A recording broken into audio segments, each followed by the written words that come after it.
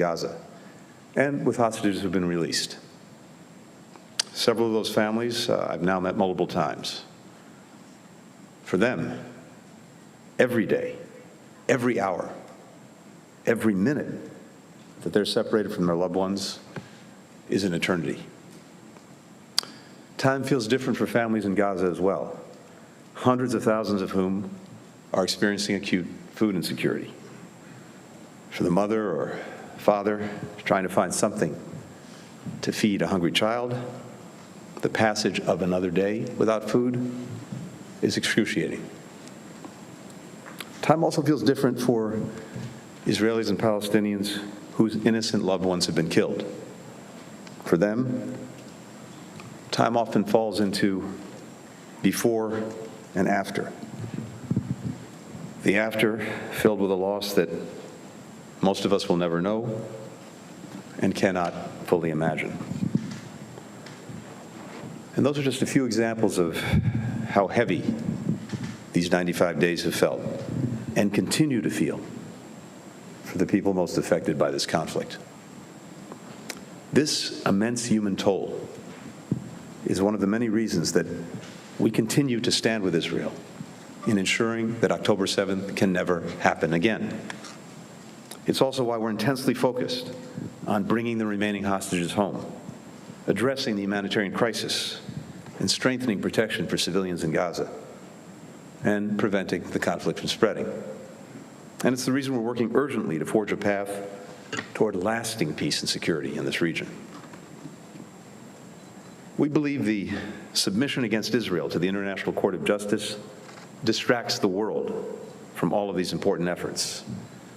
And moreover, the charge of genocide is meritless.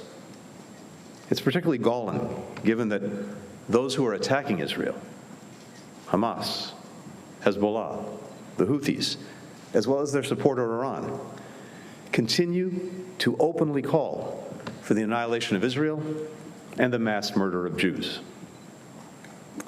On this trip, I came to Israel after meeting with the leaders of Turkey, Greece, Jordan, Qatar, the United Arab Emirates, Saudi Arabia. All of those leaders share our concern about the spread of the conflict. All of them are committed to using their influence, using the ties that they have to prevent it from escalating, to deter new from opening. In addition, all express grave concern about the dire humanitarian situation and the number of civilians killed in Gaza. We know that facing an enemy that embeds itself among civilians, who hides in and fires from schools, from hospitals, makes this incredibly challenging. But the daily toll on civilians in Gaza, particularly on children, is far too high. Important progress has been made in increasing the amount of aid getting into Gaza, including by opening Kerem Shalom. Nonetheless, 90% of Gaza's population continues to face acute food insecurity, according to the United Nations. For children, the effects of long periods without sufficient food can have lifelong consequences. As I underscored in our meetings today, more food, water, more medicine, other essential goods need to get into Gaza, and then once they're in Gaza, they need to get more effectively to the people who need them. And Israel needs to do everything it can to remove any obstacles from crossings to other parts of Gaza, improving deconfliction procedures to ensure that the aid can move safely and securely is a critical part of that. The United Nations is playing an indispensable role in addressing the immense humanitarian needs in Gaza. There is simply no alternative. UN personnel and other aid workers in Gaza are demonstrating extraordinary courage by continuing to provide life-saving services in what are extremely challenging conditions. I spoke last night with the UN's new Senior Humanitarian and Reconstruction Coordinator for Gaza, Sigrid Kaag, about all of these efforts that are underway. Now, Sigrid Kaag is someone I worked very closely with a few years ago when she led the UN mission that destroyed the Assad regime's chemical weapons in Syria. So I can say from experience, she has what it takes to get this job done. She has America's full support. She must have Israel's as well. Today, we also discussed the phased transition of Israel's military campaign in Gaza. We continue to offer our best advice for how Israel can achieve its essential goal of ensuring that October 7th can never be repeated. And we believe Israel has achieved significant progress toward this fundamental objective. As Israel's campaign moves to a lower intensity phase in northern Gaza, and as the IDF scales down its forces there, we agreed today on a plan for the UN to carry out an assessment mission. It will determine what needs to be done to allow displaced Palestinians to return safely to homes in the north. Now, this is not going to happen overnight. There are serious security, infrastructure, and humanitarian challenges. But the mission will start a process that evaluates these obstacles and how they can be overcome. In today's meetings, I was also crystal clear. Palestinian civilians must be able to return home as soon as conditions allow. They must not be pressed to leave Gaza. As I told the Prime Minister, the United States unequivocally rejects any proposals advocating for the resettlement of Palestinians outside of Gaza. And the Prime Minister reaffirmed to me today that this is not the policy of Israel's government. We also spoke about the tensions on Israel's northern border with Lebanon, where Hezbollah continues to launch daily rocket attacks on Israel. As I told the War Cabinet and other senior officials, the United States stands with Israel in ensuring its northern border is secure. We're fully committed to working with Israel to find a diplomatic solution that avoids escalation and allows families to return to their homes, to live securely in northern Israel and also in southern Lebanon. Finally, we continue to discuss how to build a more durable peace and security for Israel within the region. As I told the Prime Minister, every partner that I met on this trip said that they're ready to support a lasting solution that ends the long-running cycle of violence and ensures Israel's security. But they underscored that this can only come through a regional approach that includes a pathway to a Palestinian state. These goals are attainable, but only if they're pursued together. This crisis has clarified you can't have one without the other, and you can't achieve either goal without an integrated regional approach. To make this possible, Israel must be a partner to Palestinian leaders who are willing to lead their people in living side by side in peace with Israel as neighbors. And Israel must stop taking steps that undercut Palestinians' ability to govern themselves effectively. Extremist settler violence carried out with impunity, settlement expansion, demolitions, evictions, all make it harder, not easier, for Israel to achieve lasting peace and security. The Palestinian Authority also has a responsibility to reform itself, to improve its governance, issues I plan to raise with President Abbas, among others, when we meet tomorrow. If Israel wants its Arab neighbors to make the tough decisions necessary to help ensure its lasting security, Israeli leaders will have to make hard decisions themselves. When President Biden addressed the people of Israel days after the October 7th attack, he made a very simple pledge. The United States has Israel's back today, tomorrow, always. The friendship between our nations is truly exceptional. It's our unique bond and America's enduring commitment to the people of Israel that allows, indeed demands, that we're as forthright as possible in the moments when the stakes are highest, when the choices matter the most. This is one of those moments. Happy to take some questions. The first question goes to Simon Lewis with Reuters.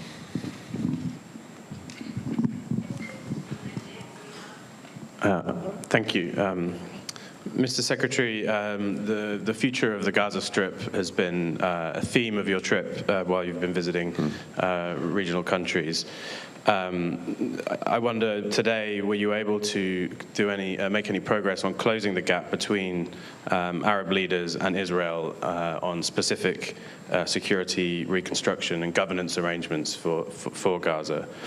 And you talked before leaving Saudi Arabia yesterday about the need for a practical pathway to a Palestinian state as part of any efforts towards regional integration. And obviously that's come up today in your meetings with the cabinet. Has Prime Minister Netanyahu changed his mind? Is he still opposed to the creation of a separate Palestinian state? Or have you managed to convince him or get any guarantees that this is something that can happen?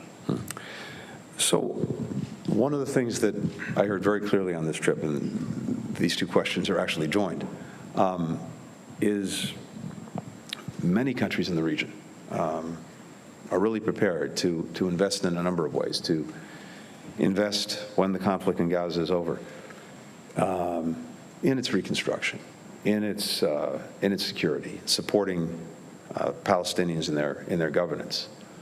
But it is essential to them that there also be a clear pathway to the realization of Palestinian political rights and a Palestinian state. And I think the view that they've expressed is that critical to ending once and for all a cycle of violence that is only going to repeat itself at some point in the future is through the realization of Palestinian political rights. That was a very clear message that I heard everywhere I went, just as I heard again a commitment not only to be engaged in the future of Gaza, but also to take the steps necessary, make the commitments necessary, provide the assurances necessary to give Israel confidence in its security. And that's something that's new in recent years and very powerful, which is the willingness, the commitment of many neighboring countries, not only to live with Israel in peace, but also genuinely to have a region that's more integrated, in which everyone can feel secure, including Israel. So there's I think also here, a potentially powerful opportunity for the future. Now, very difficult to get there, hard to get there, hard decisions, hard choices need to be made in order to get there. But you can see that possibility. I'm not going to speak for the Prime Minister or anyone in the Israeli government about their views. I can just share our own and also share a little bit of what I heard from countries in the region. For the next question, Suleiman Masada with Con News. Thank you, Mr. Secretary, for taking questions. I'll do it very fast. The Israeli government is still refusing to transfer the PA's money, and the Minister of Finance, Smotrich, said yesterday there are 2 million Nazis in Gaza, and I won't give money to Nazis, just like the U.S. won't give money to Al-Qaeda. I would like to have your comment on that. And the second question is, the cabinet said, the war cabinet said that they are refusing to let Gazans go back to North Gaza for now. Is that something that you agreed on with your Israeli counterparts? Yeah. Thank you very much. So first, with regard to the Palestinian Authority revenues, these are their revenues. They should have them. They should have them in order to be able to make sure that they can pay their people who are providing essential services, including doing essential work in the West Bank, the Palestinian Authority security forces, who are playing a very important role in trying to keep peace, security, stability in the West Bank, something that's profoundly in Israel's interest.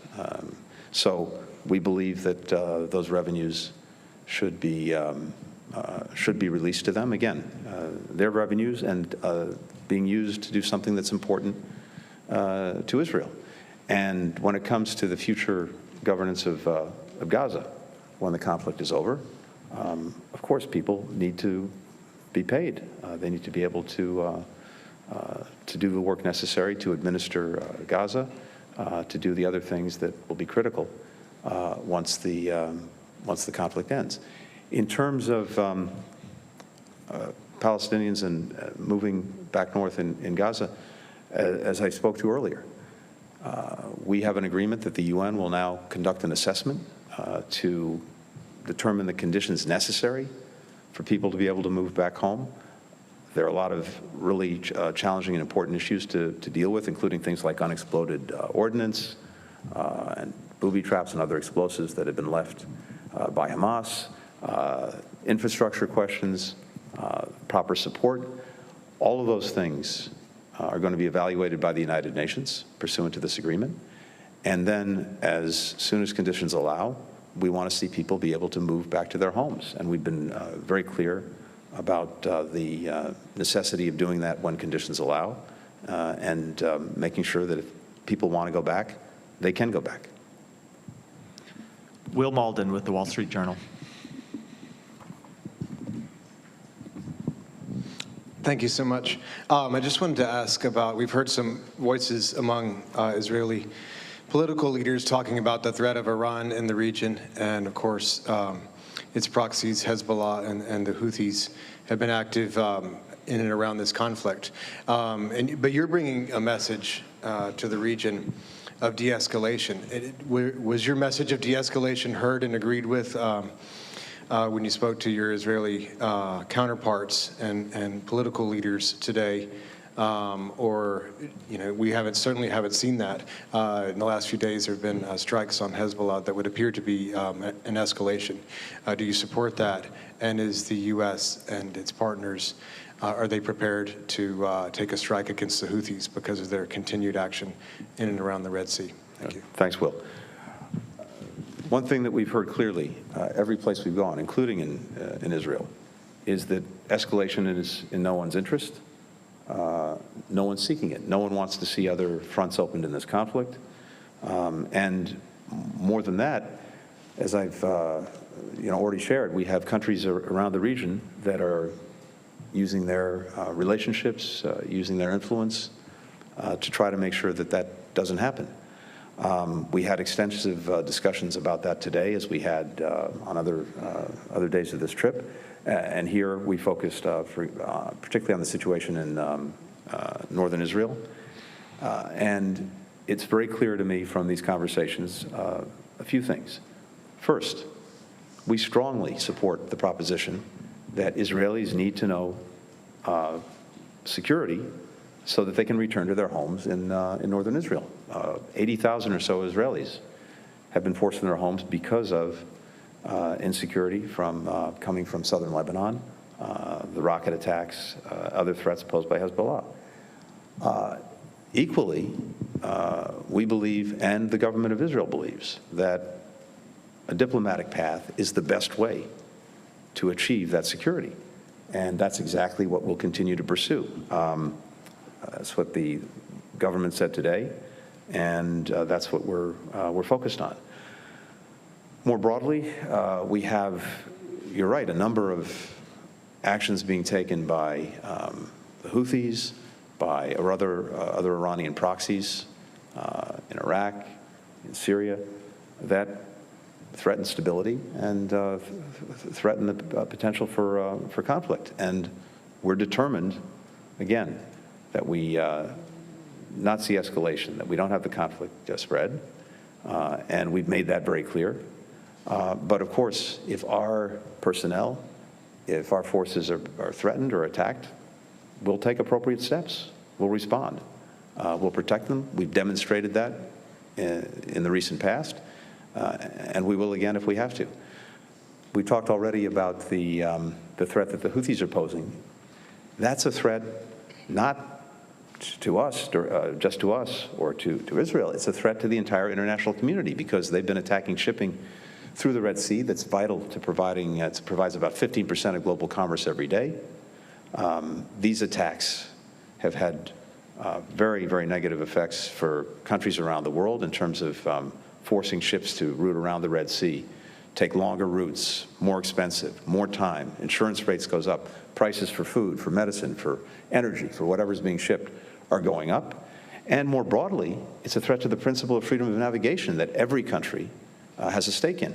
That's why more than 40 countries joined us in condemning the Houthi actions. That's why other countries have joined us in making clear that if this continues, there are going to be consequences.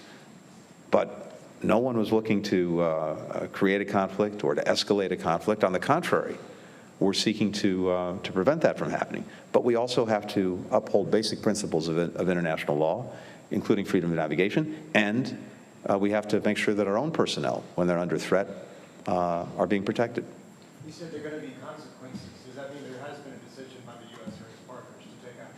Well, look, I'm not going to speculate on what will happen in the future. We just want to make clear that if these actions by the Houthis continues, there'll be consequences. I'm not going to say anything beyond that. For the final question, Waleed Al-Amari with Al Jazeera. Thank you, Walid Al-Omari, Al Jazeera bureau chief in Jerusalem. First, let me, Mr. Secretary of State Blinken, thank you for expressing your deep sadness about the tragedy of our dear colleague, Al Jazeera reporter in Gaza, Wael Dahdoum. Wael has lost his wife and 3 sons and his grandchildren in an Israeli bombardment of the house where they were fled from the center of Gaza City and displaced to the southern Gaza Strip on 25th of October. 2 days ago or 3 days ago, he lost his eldest son, Hamza, who was a journalist in Al Jazeera media network and was killed in an Israeli airstrike that hit a civilian car in Rafah. 110 Palestinian journalists were killed so far by Israeli army in Gaza during the war. More than 20,000 civilians were killed and tens of thousands were injured and hundreds of thousands were displaced from their homes that no longer exist. The situation of the Israeli citizens is also difficult. Tens of thousands were displaced from the Gaza envelope and the borderline with Lebanon, and hundreds of civilians were killed in the Hamas attack on the 7th of October. And there are many prisoners and hostages from both sides, as you know. My question, why do you, as a superpower and as leading force in the international community, not oblige the parties and especially the Israeli government to cease fire in Gaza and respect the United Nations resolutions and dedicated the peaceful solution instead of both sides continuing wash blood by more blood? My second question is related to the matter of normalization. Is the USA really busy with the matter? And do you think, Mr. Blinken, that the option exists, or is it just an attempt to escape from the solution of the Palestinian question and tempting Netanyahu, Prime Minister of Israel, to agree with the American position in order to change his extreme government? And what's about the rule of the 4 Arab nations or countries, as you mentioned before, in Gaza? It's just to contribute for the reconstruction, or they have political rule there? Good. Thank you. Thank you. Let me just say again at the outset, the losses that your colleague suffered are unimaginable. And I have deep condolences for what he has suffered. I, again, can't even begin to fully imagine what he's gone through. And as I said again the other day, to the journalists who've lost their lives or been injured in Gaza, we feel very strongly for them as well. And the essential work that they do is more vital than ever. We want this war to end as soon as possible. There's been far too much loss of life, far too much suffering. But it's vital that Israel achieve its very legitimate objectives of ensuring that October 7th can never happen again. We believe they've made considerable progress toward that goal. At the same time, I think it's very important to remember that everyone has choices to make, and that includes Hamas. Hamas could have ended this on October 8th by not hiding behind civilians, by putting down its weapons, by surrendering, by releasing the hostages. None of the suffering would have happened if Hamas did what it did on October 7th, and had it made different decisions thereafter. So it's very important to keep that in perspective. And again, this could end tomorrow if Hamas makes those decisions. We will continue, as we've done, to give the Israelis our best advice about conducting this war in a manner that achieves the objective of making sure that October 7th can't be repeated, does better by protecting civilians and making sure that people get the assistance that they need. With regard to normalization, there is, I think, a clear interest in pursuing that.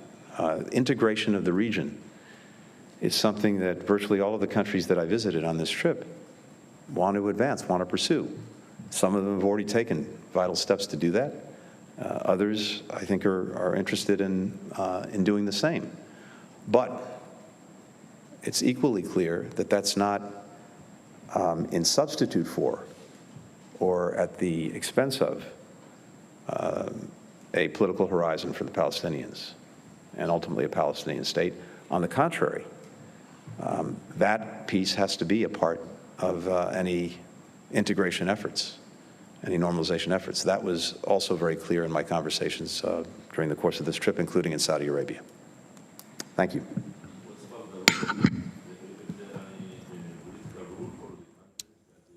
You've been listening to Secretary of State Antony Blinken speaking from Tel Aviv, Israel. He spoke with top Israeli leaders today, including Prime Minister Benjamin Netanyahu. Blinken firmly stated the U.S. will continue to stand with Israel. The secretary says the daily toll of civilians in Gaza remains far too high, and he praised the United Nations humanitarian efforts in the region. Blinken says he told Israeli officials that Palestinians must be allowed to return to Gaza after the war. And we thought that the secretary had wrapped up there, but let's go ahead and turn to CBS News correspondent Christina Ruffini, joining us now from Washington as we continue to keep our eyes on that picture out of Tel Aviv. So a lot of ground covered there in the secretary's remarks. Christina, what stood out to you? There's not a ton new in there, but we weren't really expecting it. The closest thing we have to a deliverable is Blinken announced there's going to be a UN assessment in the northern part of Gaza that will help decide when people can go back to their homes. And that's a big deal. He also emphasized that Palestinians must not be pressured into leaving Gaza. And he said he talked to Prime Minister Benjamin Netanyahu about that, and he confirmed that that is not the policy of the Israeli government to try to press Palestinians to leave Gaza permanently, although there have been rumblings of that from some more conservative right-wing members of the parliament, of the government. So that was, Blinken trying to reinforce this idea that Israel is not pressuring people to leave permanently, but it is getting really, it's looking harder and harder that there will be something for people to return back to. So before he was in Israel, he was doing the swing of the region. And Blinken also said, he heard from his partners in the region, that includes Saudi, UAE, other Gulf countries, that they're ready to step in and help rebuild Gaza. They're ready to help support any future government. They're ready to offer financial assistance, but it has to be safe and there has to be an end to hostilities before they can go in and do that. So that's something that they were emphasizing. Secretary Blinken was asked at one point whether his message about de-escalation was heard by Israeli leaders. Israel has killed Hezbollah leaders while Secretary Blinken has been in the region. Is it clear whether the Biden administration has any real leverage with Israel? It's an interesting question, and it might be a question the Biden administration is asking itself, because there have been several incidents so far in this conflict where the Biden administration thought it had talked, Israel officials into pulling back, into dialing back. And that's the rhetoric we've heard, especially in recent weeks coming out of Tel Aviv. The international rhetoric is, we're moving to this new phase of the war. We're going to start scaling back. We're going to start doing more targeted strikes. But that hasn't really been reflected in ground operations yet. And as you mentioned, Blinken was asked about de-escalation and whether or not that message got across in his meetings with Israeli officials. And he didn't quite answer it head on. He said, that's something we've emphasized, that's something our counterparts has emphasized. We understand the threat coming from Lebanon. We understand that, Israelis have had to leave their homes in the northern part of the country because of that threat. But again, de-escalation is a priority, not only because of Israel, but because he also mentioned, Houthis in the Gulf are now possibly another target, which would expand it even to a third front. So that's something the U.S. and other regional allies really are trying to prevent, but so far have not had much luck in doing so. So given the state of the situation now, are we any closer to seeing another pause in the fighting and perhaps additional hostages released? I think that's the question everyone's asking, but we didn't get real concrete answers on either of those two fronts, Elaine. All right. Christina Ruffini continuing to follow those events and the Secretary's travels overseas. Christina, thank you so much. Thank you. We are going to take a quick break. Next, a look at a new gender-affirming care executive order in Ohio. This is CBS News.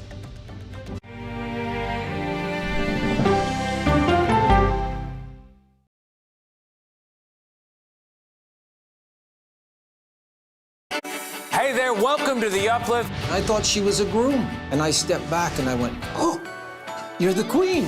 She's going to be with me every instant that I'm alive. I just wanted to see if you'd go to Disneyland with me today. I look over at him and he's smiling. I'm going to remember that the rest of my life.